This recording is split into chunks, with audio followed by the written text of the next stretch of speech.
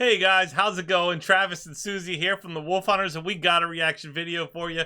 We got that link right there. You can find that link in the description box below. If you want to request your own personal reaction video for music, movie scenes, skits, documentaries, interviews, and so forth for the Wolf Hunterz Reactions channel. Today's video is brought to you by Brian. Hey Brian, hope you're doing well. Brian is bringing us... Happy New Year! Happy New Year! Okay. Brian's bringing us the perfect chord for The End of the World by Charles Cornell. Or Cornell or Cornell. Cornell? Oh, Cornell. Yes. Yeah. Brian says, "Hi Travis and Susie. I wanted to share this excellent video by Charles Cornell for two reasons. First, he talks about Danish director Lars von Trier, whose work is every bit as surreal as David Lynch's, but a more neurotic. He specifically plugs the movie Melancholia, which, if you like apocalypse movies, then I highly recommend it. Secondly, he speaks very eloquently about Wagner's Tristan chord from his opera Tristan und Isolde, which you've reacted to before on your channel. Yes, I remember that. His analysis and illustrations are top-notch. But there's one point he makes, or rather doesn't make, that's critical. And so I need to offer some clarification. When he talks about the F half diminished 7th chord, followed by the E 7th chord, he's absolutely correct that it is unclear where the tonal center is. However, he implies that there is no logical relationship that leads from the first chord to the second. That's not entirely the case. The F half diminished 7th chord is really an augmented French 6th chord, which functions as a predominant to the E 7th chord. While our ears do not know what key we're in, they do perceive the 7th. More precisely, and in this case, the E major minor 7th chord as a dominant function, because all major minor 7th chords sound like a dominant in the context of functional harmony, even when it's not necessarily built upon the 5th scale degree. Augmented 6th chords work by resolving outwardly by a half step to the dominant. In this case, the F and the D sharp resolves away from each other to the E.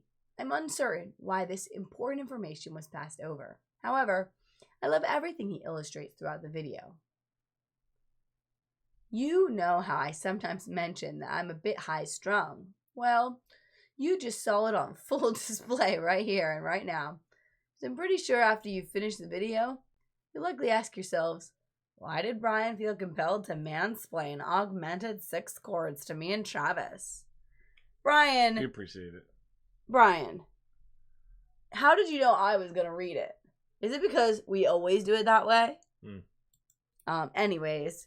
Chord. We always love facts. Yeah. I love this guy. I feel like he's so fun to listen to. So let's get to it. Subscribe, like, thank Brian below. Get ready to be impressed. What does the perfect chord for the end of the world sound like? Imagine a chord so emotionally powerful that it makes everything feel like there's just this deep sense of despair and hopelessness. We are talking about the famous Tristan chord from Wagner's opera Tristan and Isolde. If you don't know anything about Wagner, not exactly a good dude. So yeah, not a celebration of the guy himself, but the historical significance of this chord is just astounding. So much so that it set the tone for Lars von Trier's 2011 film, Melancholia. And if you've never seen this film and you want to see this film, well, spoilers ahead. Check out the introduction. Now, this is the opening to the film, and it looks and sounds like this.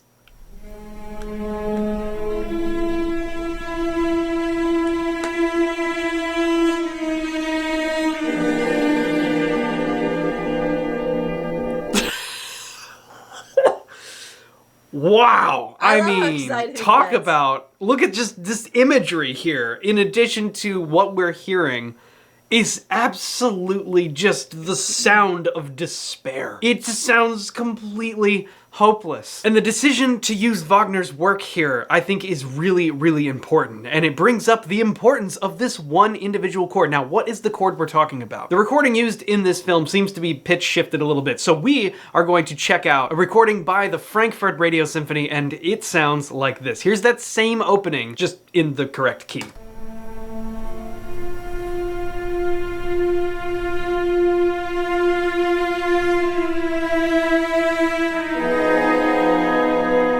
That chord right there, that is the Tristan chord. Now, that might seem like not much at first. It might be like, well, how did that chord possibly change the entire course of music history? Well, here's the thing. Here's what that chord is. What's the thing? Tell us.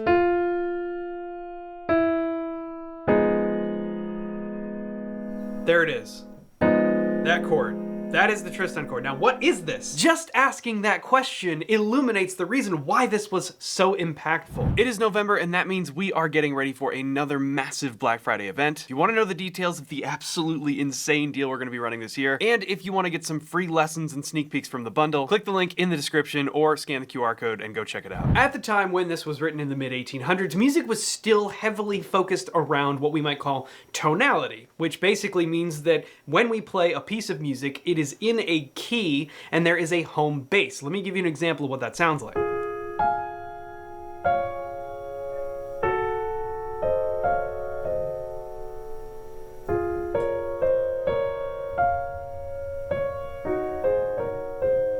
Now this is of course Debussy's Clair de Lune, one of the most famous piano pieces of all time, but despite being written like 50 years later, Clair de Lune is still an example of tonality in harmony. We are playing in the key of D flat, and everything we do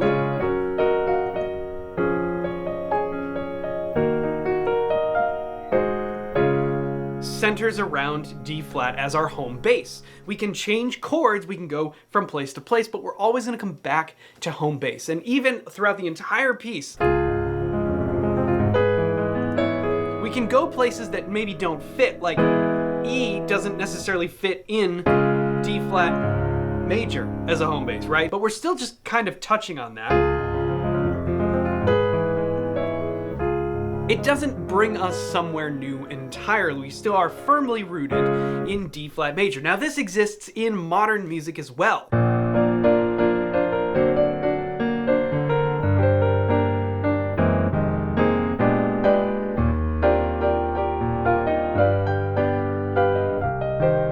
The entirety of New York State of Mind is in the key of B flat. Now we can go other places, but we always end up coming back to B flat. This exists in the vast majority of music we listen to. Well, Wagner did not do that with Tristan and Isolde. And it was perhaps one of the things it received the most criticism for, but one of the reasons why it had a massive impact on the direction of music. It was one of the first operas and compositions in general to leave tonality absolutely in the dust, and the very first representation we get of that is the first chord in the entire thing.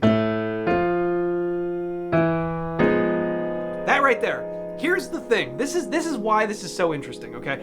This chord alone, now we're gonna talk about the harmony as it moves forward, but even just this chord alone, what is this chord? Okay, is it an F chord? F minor 7 flat 5? Yeah, technically this chord is that. How else could we look at it? Could we look at it as a D flat chord maybe? Like a D flat dominant, and we add the ninth, that could be, sure. But normally the way we would determine that is by looking at the surrounding context. Cool, so let's look at the surrounding context and see what we get.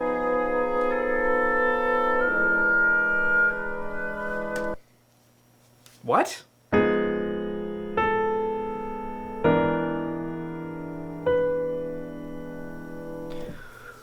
Huh. Well, that's interesting. That right there was it's an E7 chord, and our melody started on our sharp 11, and then moved up to the 5th, right?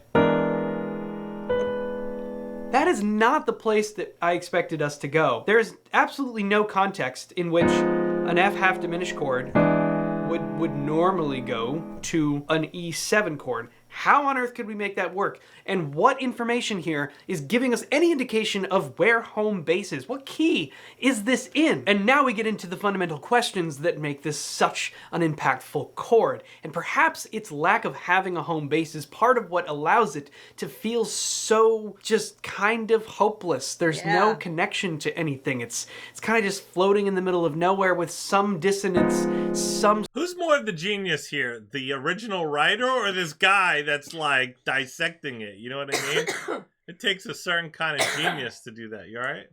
Yeah. Okay. I'm healing. You are? Okay. I hope. Semblance of a minor sad sound. I mean, tell me, like, if you hear a minor chord, let's just play F minor. We usually think of minor as being dark, right? And sometimes we associate that with like sad, right? It doesn't always necessarily mean that, but it's a pretty common way we describe it. Minor is sad, major is happy, right? So without any other information, like we could say, okay, yeah, that's sure, that's a dark chord, right? But isn't it a whole lot darker when we go? Because there's now so many different aspects of the chord. When we play a minor chord, just a regular minor triad, there's only one note that's giving it that darkness, that's making it sound a little bit minor or sad, and that is the minor third. In the case of F, that's A flat. So we have this minor chord, but this, it's more than we have a tritone in here, right? We have one minor third, we have two minor thirds, and then we have a major third. We have all these different things going on that create this dissonance, but yet none of it gives us an indication of where we're headed. There's no indication of what key we're in, where home base is, what is the context of this, and furthermore, when we give it our next movement, we now just compound on that lack of a home base, a lack of direction, right? At first, I kind of thought like, oh, it has this feeling that's maybe somewhat similar to like a distorted 2/5 of some kind. But then when I figured out, okay, we're going to E7, then I was like, well, wait a second. That doesn't make any sense. Could that work? It could work. Well, maybe it's E flat minor. Maybe that's where we're going. Surely the next bit will tell us. Okay, let's listen.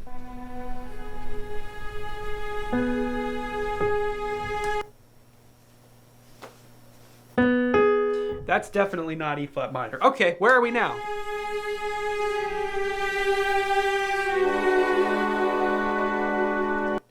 We just have another one of these chords.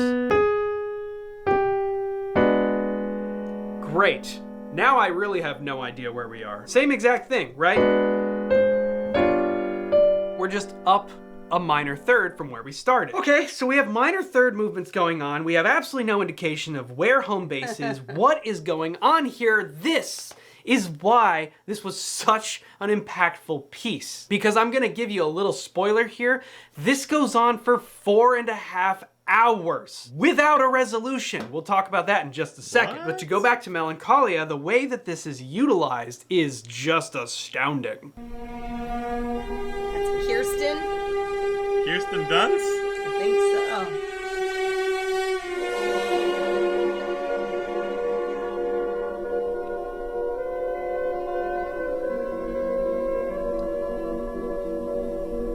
There's that second chord that doesn't tell us anything at all about where this is supposed to be. This is where we truly start to realize, oh no, there's going to be no relief in this entire thing. We're just going to get curveball after curveball after curveball of this developing, flowing theme that tells us nothing about what we're supposed to expect next or what's happened, where we are, where's home base, none of it. And it just keeps going and going.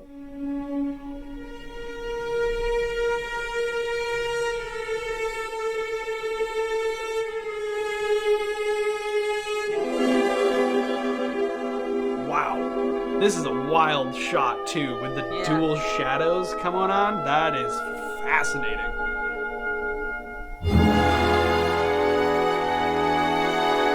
That's like, okay, here's a dominant chord. Starts on a flat 9, goes to a normal 9. Surely, this dominant chord is gonna resolve, right? That's what we expect. Here we go.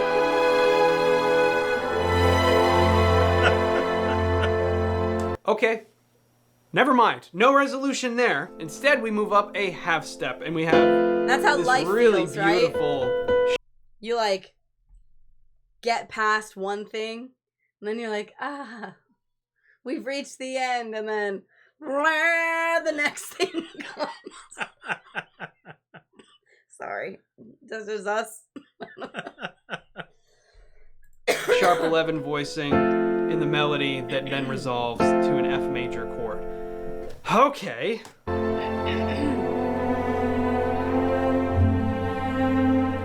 And as we go through the entire 4.5 hours of Tristan and Isolde, we find that there are many major chords that might sound like a resolution, but you'll notice they immediately go somewhere else, and they usually do not have a root. In fact, it's not until the very, very end that we get a resolution to the perceived home base of the entire thing that has the root. We do get some hints, but they're still unresolved. Now, we can leave a chord unresolved. So, for example, if we're going to resolve in D flat major, we can withhold that resolution by using something other than D flat in the bass. If I place an F in the bass, which is just the third of the chord, it doesn't feel as resolved as if I simply just play D flat right there. That has something else going on that's like, oh, okay, we still need to work around before we can actually feel like this thing is complete. For 4.5 hours, that's what we do in this opera. That total lack of a satisfying resolution is literally the perfect tool to use if you are trying to depict the literal destruction of Earth. And that is what we do in the final scene of Melancholia. And this scene is equal parts terrifying and disturbing and sad and just like, whoa, it just makes you think, like, can you imagine if we ever find ourselves in this scenario? It's absolutely crazy, but the music here, the lack of resolution, the beautiful melodic lines, and the way the harmony twists around itself. I mean, it's just giving us this feeling of like, there's no outcome here. There's just no winning. It's this sense of despair, this hopelessness. And boy, is it depicted well. Obviously, wow. Just wow. There we go with our lines. There's the chord. Wow. There's that movement again that we just talked about. That almost feels like a resolution, but there's no root in the bass, and it moves on to something else. This is suspenseful, so I didn't even watch this whole movie. But watching this little itty bitty scene mixed with the music, it's like intense, and I'm just like, yeah, this is intense. Oh my god, for sure. More dissonance and minor chords and diminished chords and all kinds of things, and we still listen to the way this line just continues to develop.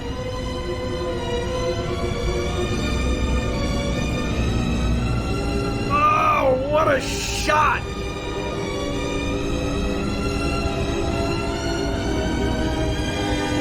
Oh, man!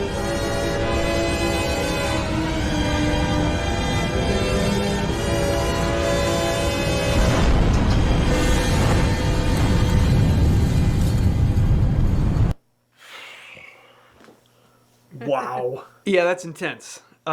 Just the usage of this theme is unbelievable. What a choice. It is not until the very, very end, after 4.5 hours of absolutely no relief, harmonically speaking, and we just get this like constant build up and build up and build up, and you can hear, we're gonna hear major chords. We're gonna hear major chords that are now telling us this is probably in the key of B major, right? But we started here. How do you get B major out of this chord? Even when we get the first inkling of B major, we hear it with the third and the root. Check this out.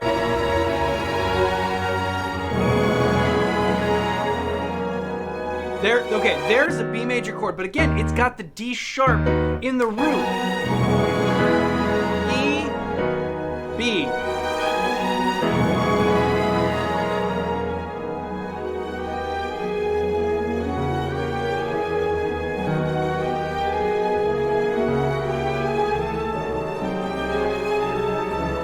Now we're going gone somewhere else entirely. We still have not allowed this thing to settle. Now we're somewhere else. Totally different now. We're continuing to get these false resolutions in a bunch of different keys as we work through the ending of this entire 4.5-hour opera. Oof. But clearly we're building. The string line is continuing to work its way up and up and up and up. And now we're gonna build. What is that?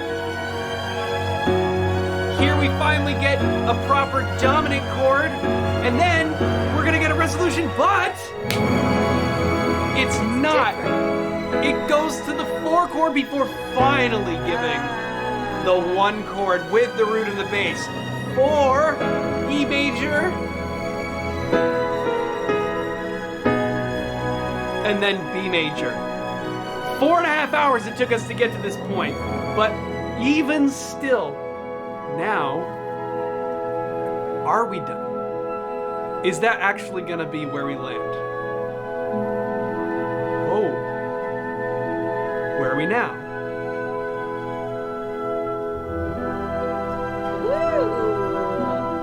E minor.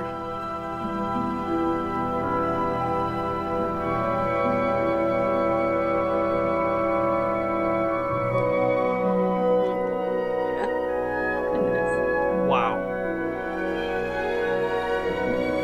And we utilized one of my favorite chords of all time, the minor 4 chord, to create this resolution. There's our resolution. We're still going back and forth between like 1 and 4, 5, 1, right? Beautiful. But there's still a but, because we're not done yet. There's our theme almost from the beginning, except we get it on this minor 4 chord, and we go, please, for the love of God, don't do this to me now. And there's our final chord of the 4.5-hour opera that you just endured without any resolution. It finally pays off in the end. That's impressive. And we get this beautiful B major. Was it the key the whole time?